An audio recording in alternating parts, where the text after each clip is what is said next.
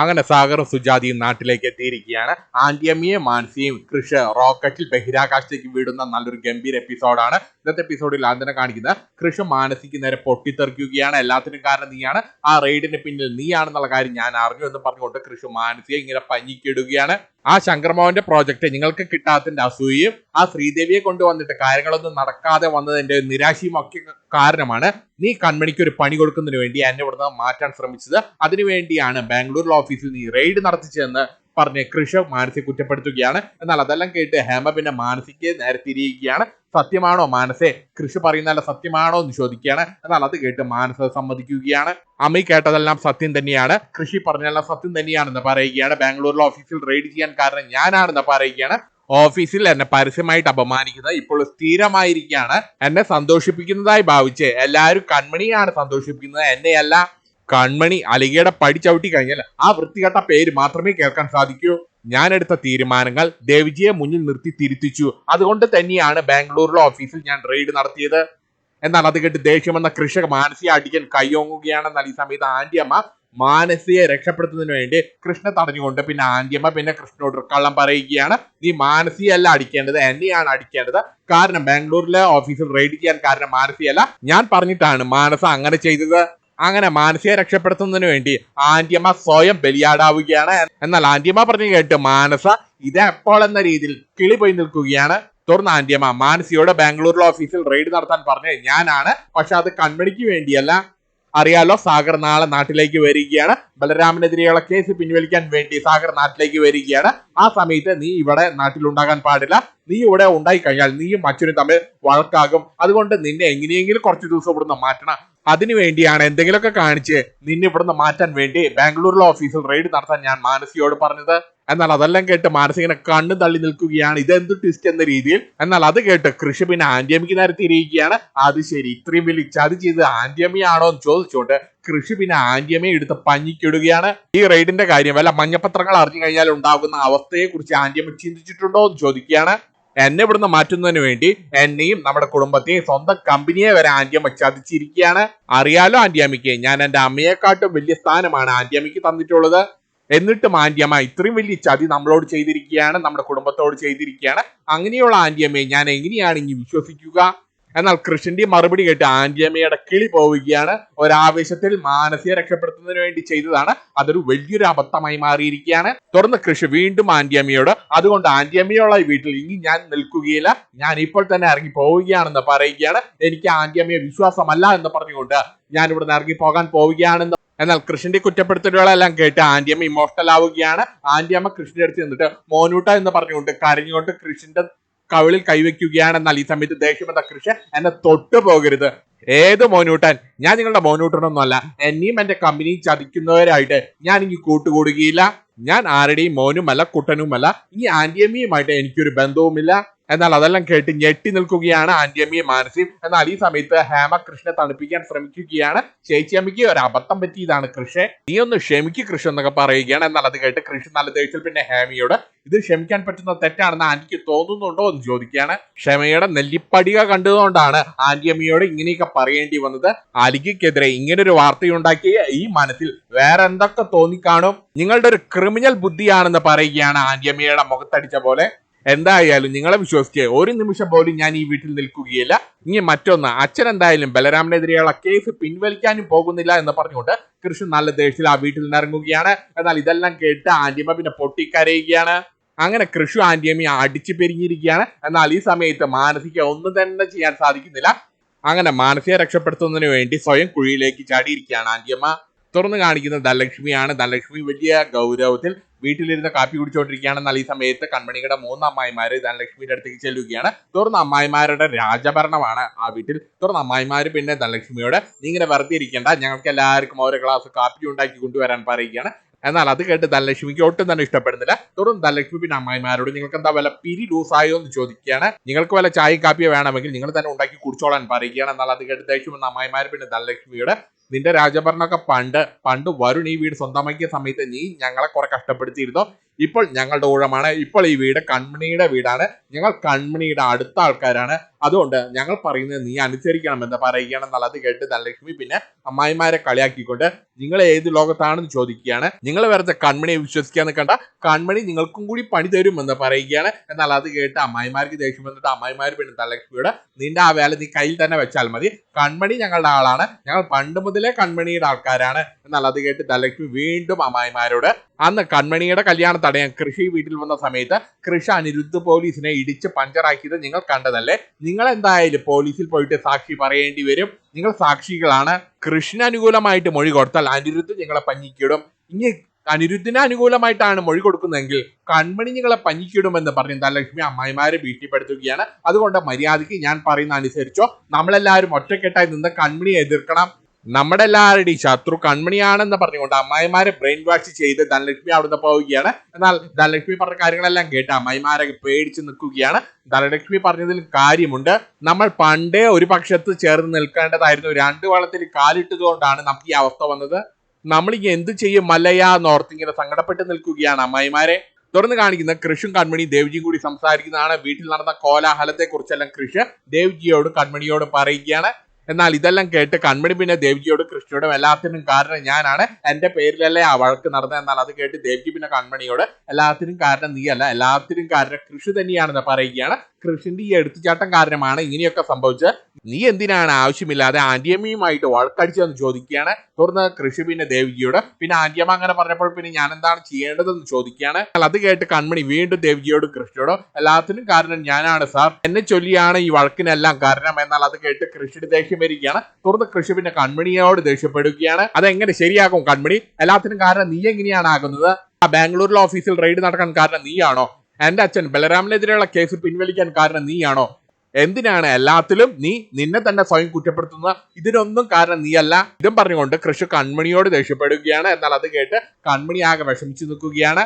തുടർന്ന് ദേവ്ജി പിന്നെ കൃഷിനെ സമാധാനിപ്പിക്കുകയാണ്. ഒന്നും മിണ്ടാതെ നിൽക്കണ കൃഷി എന്നൊക്കെ പറഞ്ഞ് സമാധാനിപ്പിക്കുകയാണ്. എന്നാൽ ഈ സമയത്ത് കൃഷി പിന്നെ പൊട്ടിക്കരഞ്ഞുകൊണ്ട് എല്ലാവരും കൂടി എന്നെ ഭ്രാന്ത് പിടിപ്പിക്കുകയാണ്, ഞാൻ പറയുന്നത് എന്താണ് നിങ്ങൾക്ക് ആർക്കും മനസ്സിലാകാത്തതെന്ന് പറഞ്ഞുകൊണ്ട് ഇമോഷണൽ ആയിക്കൊണ്ട് കൃഷി അവിടുന്ന് പോവുകയാണ്. എന്നാൽ ഈ സമയത്ത് കൺമണി പിന്നെ ചിന്തിക്കുന്നത് ശരിയാണ്, സാറ് പറഞ്ഞത് ശരിയാണ്, സാറിന്റെ ഇപ്പോഴത്തെ അവസ്ഥ വല്ലാത്തൊരു അവസ്ഥയാണെന്ന് ഇങ്ങനെ മനസ്സിൽ ചിന്തിച്ചുകൊണ്ട് കൺമണിയും കരയുകയാണ്. തുടർന്ന് കാണിക്കുന്ന ആന്റിയമ്മയും മാനസയും ഹാമിയും കൂടി സംസാരിക്കുന്നതാണ്. മാനസ ആന്റിയമ്മയോടോ ഹാമിയോടോ കൃഷി ഇപ്പോൾ പോയിരിക്കുന്ന കൺമണിയെ കാണാനാണ്. കൺമണി ഇപ്പോൾ ദേവ്ജിയുടെ വീട്ടിലുണ്ട്. ദേവ്ജിയുടെ വീട്ടിലാണ് കൺമണിയുടെ താമസം. ദേവ്ജിയുടെ വീട്ടിലാകുമ്പോൾ ചോദിക്കാനും പറയാനും ആരും ഉണ്ടാകില്ലല്ലോ. കൃഷിയുടെ കാര്യങ്ങൾ വളരെ എളുപ്പമല്ലേ? എന്നാൽ അതെല്ലാം കേട്ട് ഹേമ പിന്നെ ആന്റിയമ്മയോട് നിങ്ങളെല്ലാവരും ചേർന്ന് എന്തിനാണ് എന്റെ മോളുടെ ജീവിതം തകർക്കുന്നത്? കൃഷും കൺമണിയും തമ്മിലുള്ള ബന്ധം നിങ്ങൾക്ക് മുമ്പേ അറിയുമായിരുന്നെങ്കിൽ എന്തിനാണ് കൃഷുമായിട്ട് എന്റെ മോളുടെ കല്യാണം ഉറപ്പിച്ചത്? നോക്കിക്കോ, ഞാൻ നിങ്ങളെ വെറുതെ വിടുമെന്ന് നിങ്ങൾ കരുതണ്ടെന്ന് പറയുകയാണെന്നാൽ അത് കേട്ട് ആന്റിയമ്മ പിന്നെ ഹേമയോട് അയ്യോ ഹേമ, നീ എന്നെ തെറ്റിദ്ധരിച്ചിരിക്കുകയാണ്. നടന്ന കാര്യങ്ങൾ എന്താണെന്ന് നിന്റെ മോൾ മാനസിക്ക് കൃത്യമായിട്ട് അറിയാം. ഈ വീട്ടിലെ എല്ലാവരും മാനസിക്ക് വേണ്ടി നിൽക്കുന്നതല്ലേ? എന്നാൽ അത് കേട്ട് ദേഷ്യം വന്ന ഹേമ പിന്നെ ആന്റിയമ്മയോട് ആര് നിന്നിട്ട് എന്താ കാര്യം, നിൽക്കേണ്ട ആള് നിൽക്കുന്നില്ലല്ലോ. എന്നാൽ അത് കേട്ട് ആന്റിയമ്മ പിന്നെ ഹേമയോട് ഹേമെ നീ ഇങ്ങനെ വിഷമിക്കാതിരിക്കുക, കൃഷി മാനസിയുടെ വിരലിൽ വിവാഹമോതിരം അണിയിച്ചിട്ടുള്ളതാണ്, അതുകൊണ്ട് കൃഷി തന്നെ മാനസിയെ കല്യാണം കഴിക്കും. നാളെ സാഗർ ഒന്ന് ഇങ്ങോട്ട് എത്തിക്കോട്ടെ.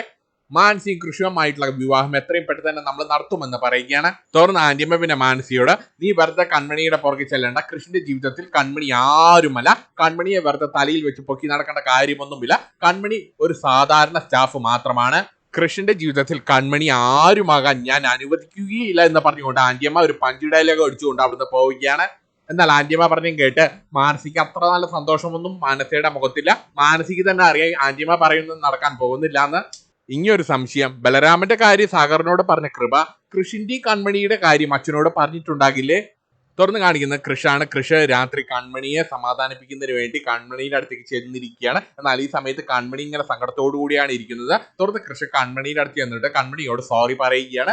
ഞാൻ അപ്പോഴത്തെ ദേഷ്യത്തിന് പറഞ്ഞു പോയതാണ്, നീ ഒന്ന് ക്ഷമിക്ക് കൺമണി, സോറി കൺമണി എന്നൊക്കെ പറയുകയാണ്. എന്നാൽ അത് കേട്ട് കൺമണി വീണ്ടും കൃഷ്ണയോട് അയ്യോ സാറല്ല സോറി പറയേണ്ടത്, ഞാനാണ് സാറിനോട് സോറി പറയേണ്ടത്, സാറിന്റെ അപ്പോഴത്തെ അവസ്ഥയെ കുറിച്ചൊന്നും ഞാൻ ചിന്തിക്കാതെ ഞാൻ എന്തൊക്കെയോ പറഞ്ഞു, സാർ എന്നോട് ക്ഷമിക്കണം എന്ന് പറയുകയാണ്. എന്നാൽ ഈ സമയത്ത് കൃഷി നല്ല ചിൽ മൂഡിലാണ്. കൃഷി കൺമണിയോട് ബി ഹാപ്പി മാൻ എന്നൊക്കെ പറഞ്ഞ് കൺമണിയെ സമാധാനിപ്പിക്കുകയാണ്.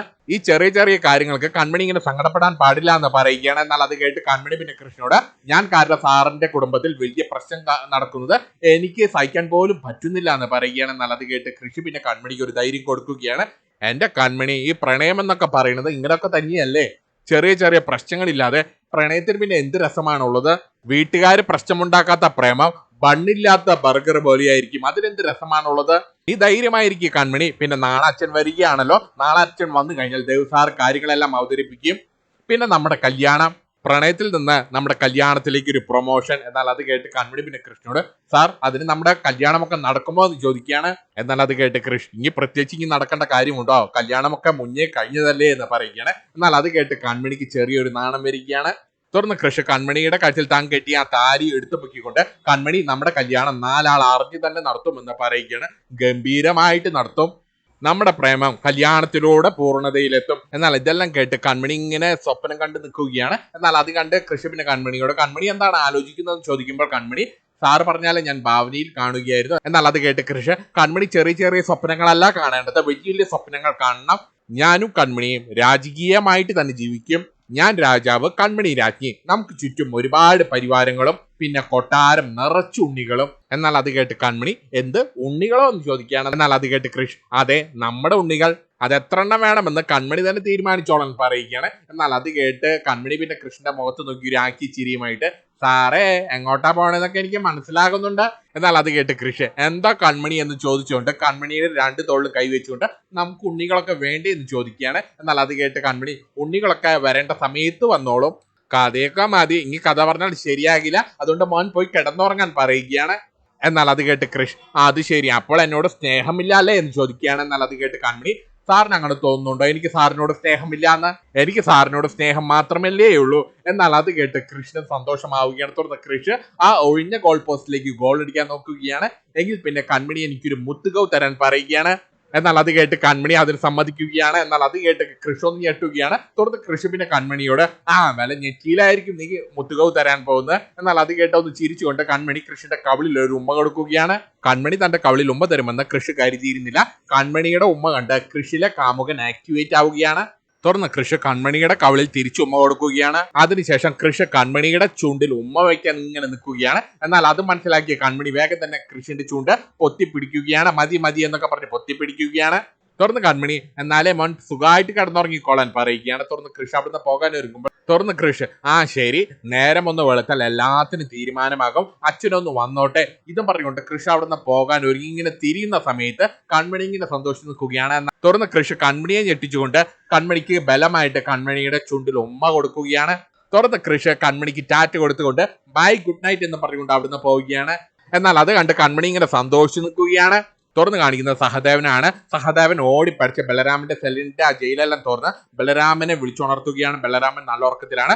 ബലരാമൻ സാറേ എഴുന്നേൽക്ക് അയാൾ വന്നിട്ടുണ്ടെന്ന് പറയുകയാണ്. ആ ബാലു സാറിനെ ചതിച്ച് അയാൾ വന്നിട്ടുണ്ടെന്ന് പറയുകയാണ്. സാഗർ വന്നിട്ടുണ്ടെന്നാണ് ബലരാമനെ അറിയിക്കുന്നത്. എന്നാൽ അത് കേട്ട് ഞെട്ടിയ ബലരാമൻ വേഗം തന്നെ ചാടി എഴുന്നേൽക്കുകയാണ്. തന്റെ കിണ്ണത്തിലിരിക്കുന്ന ഒരു കത്തി എടുക്കുകയാണ്. എനിക്ക് സാഗറിനെ ഇപ്പൊ തന്നെ കൊല്ലണം എന്നൊക്കെ പറഞ്ഞുകൊണ്ട് ബലരാമൻ വേഗം തന്നെ പുറത്തേക്ക് ചെല്ലുകയാണ്. എന്നാൽ ഈ സമയത്ത് സാഗറിന്റെ കയ്യിൽ വിലങ്ങണിയിച്ചുകൊണ്ട് കാലാപ്പാനിയിൽ തൂക്കിക്കൊല്ലാൻ വരുന്ന ലാലേട്ടൻ നടന്നു വരുന്ന പോലെ സാഗർ വിലങ്ങണിയിച്ചുകൊണ്ട് ആ ജയിലിന്റെ അകത്തിലൂടെ ഇങ്ങനെ നടന്നു വരികയാണ്.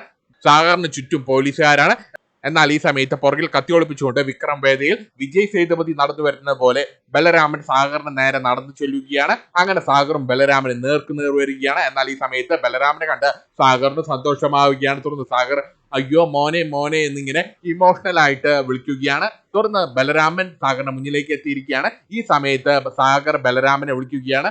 മോനെ എന്നിങ്ങനെ നീട്ടി വിളിക്കുകയാണ്. എന്നാൽ അത് കേട്ട് ദേഷ്യം വന്ന ബലരാമൻ ഞാൻ നിങ്ങളുടെ മകനായിട്ടല്ല ഇപ്പോൾ മുന്നിൽ നിൽക്കുന്നത്, ഞാൻ നിങ്ങളുടെ ശത്രുവായിട്ടാണ് മുന്നിൽ നിൽക്കുന്നത് എന്ന് പറഞ്ഞുകൊണ്ട് ബലരാമൻ തന്റെ പുറകിൽ ഒളിപ്പിച്ചു വെച്ചിരിക്കുന്ന കത്തി എടുത്തിട്ട് സാഗറിനെ കുത്തി മലർത്തുകയാണ്. അങ്ങനെ ബലരാമന്റെ കുത്തുകൊണ്ട് സാഗർ വെട്ടിയിട്ട വാഴ പോലെ നിലത്തേക്ക് വീഴുകയാണ്. എന്നാൽ ഈ സമയത്ത് ബലരാമൻ കൊതുകിന്റെ കുത്തുകൊണ്ട് ഉറക്കത്തിൽ നിന്ന് ഞെട്ടി എഴുന്നേൽക്കുകയാണ്. ബലരാമൻ കണ്ട സ്വപ്നമാണിത്. തുടർന്ന് ബലരാമൻ പിന്നെ ചിന്തിക്കുന്നത് ഞാൻ എന്താണ് ഈ ചെയ്യാൻ പോകുന്നത്, ഞാൻ എൻ്റെ അച്ഛന്റെ സ്ഥാനത്തുള്ള സാഗറിനെയാണല്ലോ കൊല്ലേണ്ടത്, പക്ഷെ എന്ത് ചെയ്യാം, എനിക്കത് ചെയ്തേ പറ്റൂ, ഞാൻ എൻ്റെ അച്ഛന് കൊടുത്ത വാക്കാണത്, എനിക്ക് സാഗറിനെ കൊല്ലണം, സാഗറിനെ ഞാൻ കൊന്നിരിക്കുമെന്ന് ഇങ്ങനെ ബലരാമൻ മനസ്സിലാ മനസ്സോടുകൂടി ഇങ്ങനെ ദൃഢപ്രതിജ്ഞ ചെയ്ത് നിൽക്കുകയാണ്. തുറന്നു കാണിക്കുന്ന സുമിത്രയാണ്. സുമിത്രയ്ക്ക് ഒരു കോൾ വന്നിരിക്കുകയാണ്. ഷൺമുഖമാണ് സുമിത്രയെ വിളിച്ചിരിക്കുന്നത്. ദേ സാഗറും കുടുംബവും നാട്ടിലേക്ക് എത്തി എന്ന് പറയുകയാണ്. അവർ രണ്ടുപേരും 3 ദിവസമേ നാട്ടിലുണ്ടാവുകയുള്ളൂ. ഈ 3 ദിവസം നമുക്ക് എല്ലാവർക്കും നിർണായകമായിരിക്കും എന്ന് പറയുകയാണ്. എന്നുള്ളത് കേട്ട് സുമിത്ര, നമുക്ക് മാത്രമല്ല ബലരാമനും സാഗറിനും ഈ 3 ദിവസം നിർണായകമായിരിക്കും. തുറന്ന് ഷൺമുഖം പിന്നെ സുമിത്രയോട്, ബലരാമൻ എന്തായാലും സാഗറിനെ കൊന്നിരിക്കും. ഒന്നെങ്കിൽ ബലരാമന് ജാമ്യം എടുത്ത് പുറത്തേക്ക് ഇറക്കുക, അതല്ലെങ്കിൽ സാഗറിനെ വല്ല കള്ളക്കേസിൽ ആ ജയിലിനകത്തേക്ക് എത്തിക്കുക. ഇതാണ് ബലരാമൻ എനിക്ക് മുന്നിൽ ഉന്നയിച്ചിരിക്കുന്ന 2 ആവശ്യങ്ങൾ. ഇതിലൊരെണ്ണം എന്തായാലും ഞാൻ സാധിച്ചു കൊടുക്കുമെന്ന് പറയുകയാണ് ഷൺമുഖം. തുറന്ന് സുമിത്ര പിന്നെ ഷൺമുഖത്തിനോട്, ബലരാമൻ സാഗറിനെ കൊന്നതിന് ശേഷം ബലരാമനെ കൊന്നുകളയാൻ പറയുകയാണ്. അവർ രണ്ടുപേരും ഇനി ഭൂമുഖത്ത് ഉണ്ടാവാൻ പാടില്ല. എന്നാൽ ഇതും കേട്ടുകൊണ്ട് അങ്ങോട്ടേക്ക് ഭാഗ്യശ്രീ വരികയാണ്. അമ്മ ഫോണിലൂടെ ഷൺമുഖത്തിനോട് പറയുന്നതല്ല, ഭാഗ്യശ്രീ കേട്ടിരിക്കുകയാണ്. സാഗറിനെ ബലരാമന്റെ കൈകൊണ്ട് കൊല്ലുക, അതിനുശേഷം ബലരാമനെ കൊല്ലുക.